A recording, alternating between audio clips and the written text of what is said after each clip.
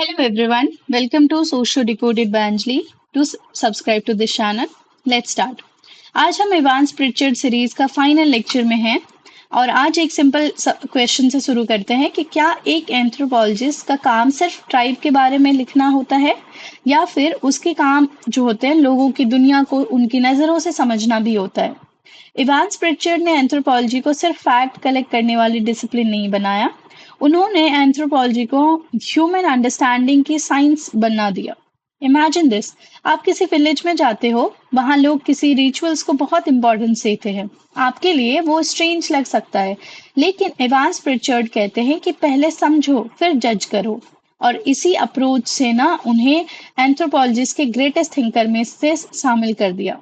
आज हम ना डिस्कस करेंगे उनके मेजर वर्क के बारे में, मेजर कॉन्ट्रीब्यूशंस के बारे में, क्रिटिसिज्म, रेलेवेंस एंड लेगेसीज के बारे में। अगर हम major work of Evans Pritchard के बारे में बात करें तो सबसे पहले आता है witchcraft, oracle and magic among the Azande. इसके बारे में हम पढ़ते हैं, ठीक है। ये 1937 में पब्लिश हुआ था। ये उनकी सबसे फेमस बुक है, फील्ड वर्क बेस्ड स्टडी है, अजांदे ट्राइब पर लिखी गई थी।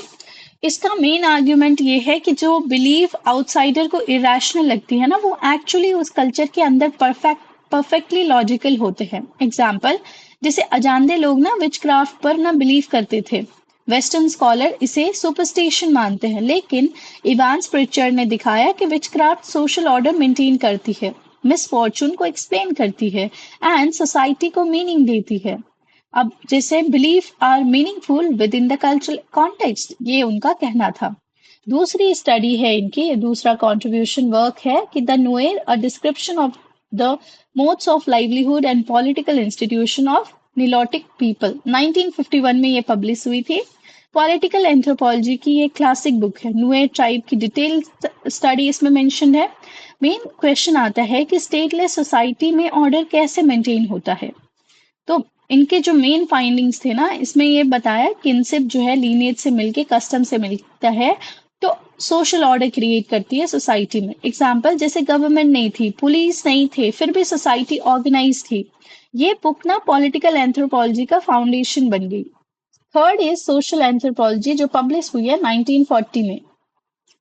ये एक ना फाउंडेशनल थियोरेटिकल टेक्स्ट है। इनका मेन आइडिया है एंथ्रोपोलॉजी का स्कोप, एंथ्रोपोलॉजी का method, importance of field work, social relationship का स्टडी। इस बुक ने एक्सप्लेन किया कि एंथ्रोपोलॉजी का एम सिर्फ डिस्क्रिप्शन नहीं है, अंडरस्टैंडिंग भी है। फोर्थ क्या है कि स्टडी इन सोशल एंथ्रोपोलॉजी, जो 1940 में पब्लिश हुई थी, ये ना ऐसे का कलेक्शन है। टॉपिक इसमें है सोशल स्ट्रक्चर, किनशिप, माइनॉरिटी और सोशल इंस्टीट्यूशंस, ये सब हैं। इस बुक से ना पता चलता है कि इवांस प्रिचर्ड का इंटरेस्ट कितना वाइड था। And the fifth book is some aspect of Ndembu rituals, 1956 में पब्लिश हुई थी। रिचुअल्स और सिंबल का स्टडी है इसमें। मेन आइडिया है कि रिचुअल्स रैंडम एक्शन नहीं होते, उनके ना सोशल मीनिंग भी होते हैं। जैसे एग्जाम्पल, शादी में फेरे लेते हैं, सिर्फ वॉकिंग अराउंड फायर नहीं है, उसके सिंबॉलिक मीनिंग है। एग्जैक्टली इसी रिचुअल को ना स्टडी करना चाहिए। तो अब सबसे इंपॉर्टेंट सेक्शन में आते हैं इनके मेजर कंट्रीब्यूशन में, ठीक है। एग्जाम के लिए भी और अंडरस्टैंडिंग के लिए भी ये बहुत इंपॉर्टेंट है, मेजर कंट्रीब्यूशन। इसमें सबसे पहला आता है establish social anthropology as a rigorous science. Evans Pritchard ने एंथ्रोपोलॉजी को जो है ना सीरीज से एकदम सीरियस डिसिप्लिन बनाया। उन्होंने प्रमोट किया फील्ड वर्क को, पार्टिसिपेंट ऑब्जर्वेशन को, डायरेक्ट ऑब्जर्वेशन को, साइंटिफिक स्टडी को। इनसे पहले ना people study tribes from book, इनके बाद people lived among the tribes.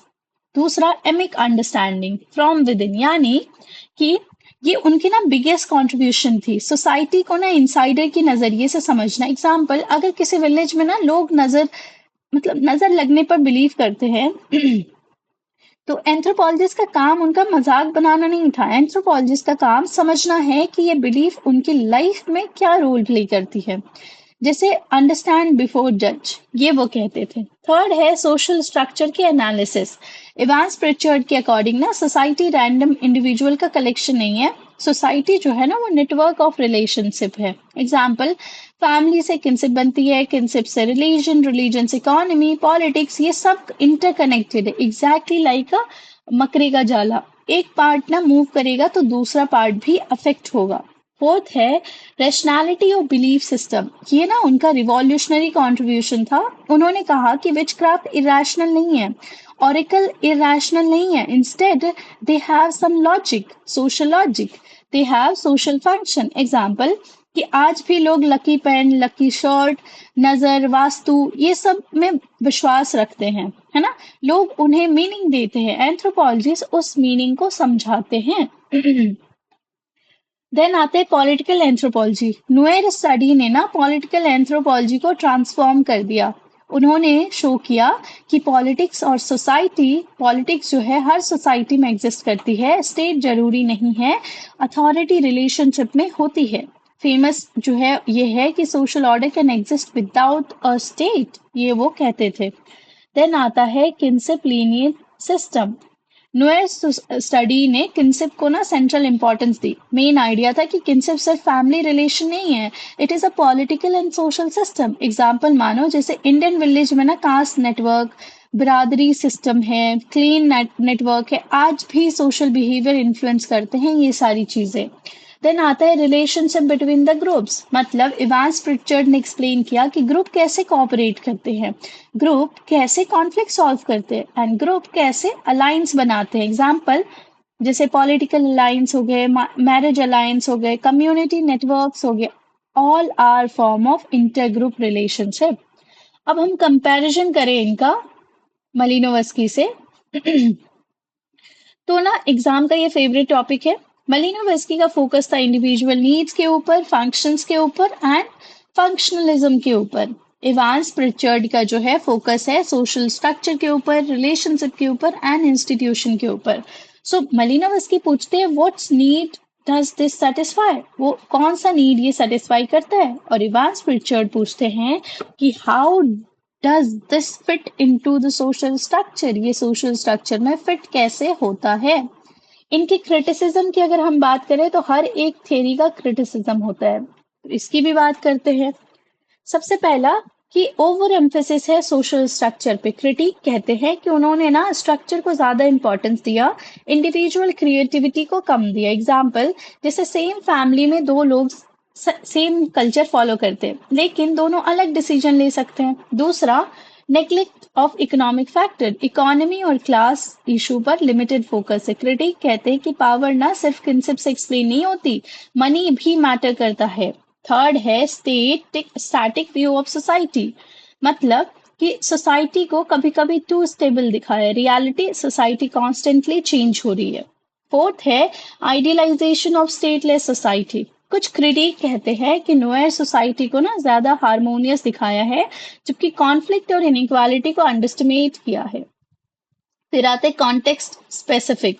उनकी स्टडी ना स्पेसिफिक अफ्रीकन ट्राइब पर बेस्ड थी। सवाल आता है कि क्या सेम कंक्लूजन हर सोसाइटी पर अप्लाई होते हैं। क्रिटिक कहते हैं नहीं, नॉट ऑलवेज। ठीक है, अगर हम इनके रेलेवेंस की बात करें कि आज के टाइम पे ये कितने रेलेवेंट हैं, तो सवाल आता है कि आज की डिजिटल वर्ल्ड में क्या उनकी कोई रिलेवेंस है। सबसे पहला, जी हाँ ये है। पहला, understanding tribal and indigenous society. आज भी एंथ्रोपोलॉजिस्ट उनके ना मेथड यूज करते हैं। दूसरा, कि ये कंट्रोल करता है कल्चरल अंडरस्टैंडिंग को, क्रॉस कल्चर अंडरस्टैंडिंग में ये हेल्प करता है। ग्लोबलाइजेशन, जैसे कि वर्ल्ड में ना कल्चरल सेंसिटिविटी इंपॉर्टेंट है। एग्जाम्पल, जैसे international business, migration, tourism, diplomacy, सब में कल्चर अंडरस्टैंडिंग जरूरी है। पॉलिटिकल एंथ्रोपोलॉजी यानी लोकल गवर्नमेंट को अंडरस्टैंड करने में यूजफुल। एग्जाम्पल, जैसे village panchayat, community council, informal leadership. Then आते ही कॉन्फ्लिक्ट रिजोल्यूशन में एंड हार्मनी में। मेडिएशन और नेगोशिएशन आज भी इम्पॉर्टेंट है, जैसे कम्युनिटी डिस्प्यूट हुआ या पीस बिल्डिंग एफर्ट्स या लोकल गवर्नेंस की बात करें तो वहां पे भी ये यूजफुल है। And then modern methodological inspiration यानी कि फील्ड वर्क ना remains the gold standards. Even today anthropologist live among the people, observe करते हैं, पार्टिसिपेट करते हैं, अंडरस्टैंड करते हैं, एग्जैक्टली एज इवांस प्रिचर्ड हमें बताए। इनकी लेगेसी की बात करें तो इवांस प्रिचर्ड को याद क्यों रखा जाता है? बिकॉज उन्होंने फील्ड वर्क को सेंट्रल बनाया, डेवलप किया पॉलिटिकल एंथ्रोपोलॉजी को, पॉपुलराइज किया एमिक अंडरस्टैंडिंग को, एक्सप्लेन किया कंसेप्ट सिस्टम को, स्टडी किया बिलीफ को रिस्पेक्टफुली एंड इन्फ्लुएंस किया जनरेशन ऑफ एंथ्रोपोलॉजिस्ट को। तो उनको ना ऑफन हम बोलते हैं फादर ऑफ पॉलिटिकल एंथ्रोपोलॉजी, ठीक है? इनको हम बोलते हैं father of political anthropology, master of social anthropology and pioneer of field work tradition. तो रिमेंबर दीज 5 पॉइंट्स। पहला, इन्होंने हेल्प किया understand society from within. इन्होंने बोला कि belief have social meaning, and उन्होंने कहा कि social order can exist without a state और kinship and social structure matter करता है, and anthropology is about understanding not judging. ये चीजें उन्होंने बोला। सो लेक्चर एंड करने से पहले ना एक final thought. Imagine a tourist and anthropologist एक विलेज में घुसते हैं। टूरिस्ट क्या देखता है? Strange custom. एंथ्रोपोलॉजिस्ट उसमें मीनिंग ढूंढते हैं। टूरिस्ट जज करते हैं, एंथ्रोपोलॉजिस्ट अंडरस्टैंड करने की कोशिश करते हैं। और इवांस प्रिचर्ड ने एंथ्रोपोलॉजी को यही सिखाया कि to understand a society we must understand how its member themselves make sense of the world, कि वो कैसे जो है वहाँ के लोग अपने आप को अपनी नजर में सही समझते हैं कि हाँ उनका भी कुछ मीनिंग है कोई चीज कर रहे हैं तो। और इसी वजह से उनकी लेगेसी आज भी एंथ्रोपोलॉजी के हर क्लासरूम में जिंदा है। So, congratulations. You have completed the complete E. Evans Pritchard series from social anthropology to Azande to witchcraft to Noir society to political anthropology, legacy, relevance, contributions, criticism, major work, everything. You now have completed everything related to Evans Pritchard. So, if you like this lecture, do subscribe to the channel. It will be very helpful. Thank you.